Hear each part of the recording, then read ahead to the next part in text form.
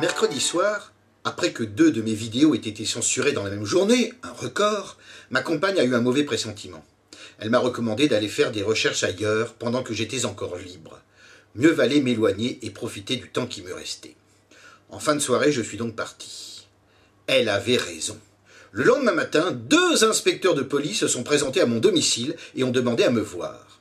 Ils étaient porteurs d'un papier dont ils ont refusé de dévoiler l'objet et le contenu. La dernière fois que 2 inspecteurs ont sonné à ma porte pour me faire signer un papier, c'était le 9 juillet 2010. Ce papier, comme ils disaient, c'était le mandat d'arrêt lancé par la France à mon encontre. Je devais les suivre juste pour le signer, qu'ils disaient. Tu parles. En fin d'après-midi, je me retrouvais en prison à Bruxelles, dans l'attente de mon extradition vers la France. On comprendra donc pourquoi, depuis jeudi, je ne rentre plus chez moi. Car connaissant la justice de mon pays, et vu le climat de ces dernières semaines, je n'ai nulle envie de connaître la nature de ce papier. Depuis jeudi, ainsi, on pourrait dire que je suis en cavale. Cette fois, j'ai tout perdu, ou presque. Me voici un sans domicile fixe avec mon sac à dos. J'ai juste pu récupérer quelques fragments d'archives pour espérer réaliser les vidéos promises. Car quel que soit mon destin, mon unique objectif est désormais de réaliser au plus vite ces vidéos afin que vous puissiez en bénéficier. En aurais-je le temps? Je l'ignore, mais qu'importe. Samedi dernier à Lyon, j'ai donné ma dernière conférence avant la pause de l'été. Présentant mon ouvrage Briser le barrage, elle sera mise en ligne cet été. Je remercie celles et ceux qui, depuis mon retour forcé en France le 2 février 2024, m'ont invité à donner des conférences. Je remercie également les personnes qui sont venues m'écouter. Outre les dessins que j'ai pu réaliser lors de mes nombreux voyages en train, grâce à elles, j'ai assisté à des événements sympathiques, rencontré des gens extraordinaires et, surtout, j'ai porté la parole révisionniste aux 4 coins de la France.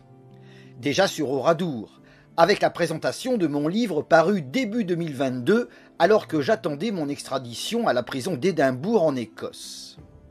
Ensuite sur la Shoah, avec la promotion de mon travail de synthèse.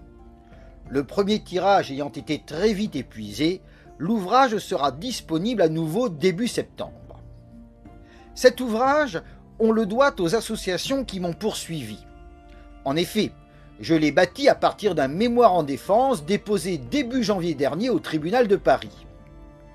De façon plus générale, tout, depuis 16 mois, a été rendu possible par la répression orchestrée par mes adversaires.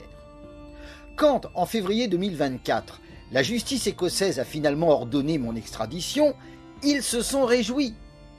Certains, à Oradour notamment, me voyaient déjà en prison. D'autres pensaient sans doute que, anéanti par cette extradition, je me tairais désormais. C'était mal me connaître. Dès le premier soir, j'ai accordé un entretien à Jérôme Bourbon sous la direction de Florian Rouanet. Puis vinrent les exposés, les nouvelles publications et les vidéos diverses. Dépités, mes adversaires ont demandé l'interdiction de mes conférences. En vain. Le lendemain de ma venue à Lyon, j'ai visité le musée de la Résistance et de la Déportation. J'y reviendrai dans une vidéo que je publierai cet été. Le musée de Lyon montre des objets intéressants, comme cette manique et ce jeu de cartes fabriqués au camp de Ravensbrück. J'y reviendrai dans une vidéo. Le 11 juillet prochain, les magistrats du tribunal de Paris rendront leur décision dans mon affaire venue à l'audience le 28 mai dernier. Quelle que soit leur décision, je continuerai jusqu'au bout à diffuser le message révisionniste. Merci à celles et à ceux qui me soutiennent dans ma mission.